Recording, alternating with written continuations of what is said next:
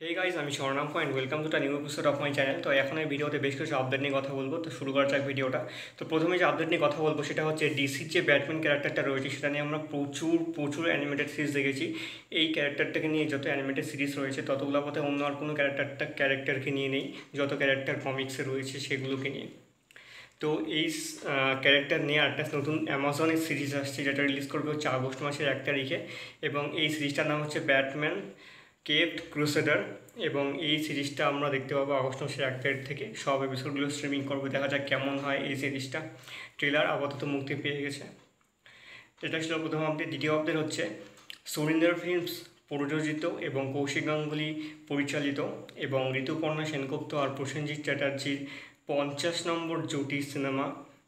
এই সিনেমাটার নাম হচ্ছে অযোগ্য। সকলে জানো বেশ ভালো চলেছে সিনেমাটা। সেটা এই সিনেমাটা 50 দিন পূরণ করেছে সিনেমা হলে। দেখা যাক ওটিটিতে আসার পর কেমন এটার রেসপন্স পায়। এমনি থিয়েটারে কিন্তু বেশ ভালো রেসপন্স পেয়েছে, তবে শুধুমাত্র সাউথ বেঙ্গলের দিকে। থার্ড এবং লাস্ট আপডেট সেটা হচ্ছে 2018 সালে যে আন্ধাধুন সিনেমাটা রিলিজ করেছিল, যেখানে আমরা দেখতে পেয়েছিলাম তাবু এবং আয়ুষ্মান খুরানা এবং রাধিকা আপ্তেকে লিড রোল প্লে করতে।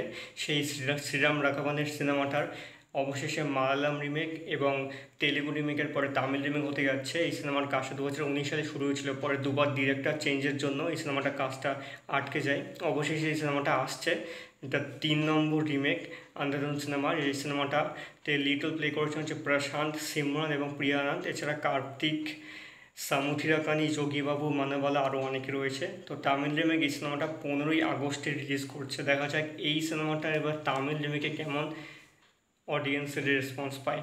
তো এই ছিল আজকের ভিডিও। তোমাদের কেমন লেগেছে কমেন্ট করে জানিও। আর আমার ভিডিওটা ভালো লেগে থাকলে অবশ্যই চ্যানেলটিকে সাবস্ক্রাইব করতে একদম ভুলবে না।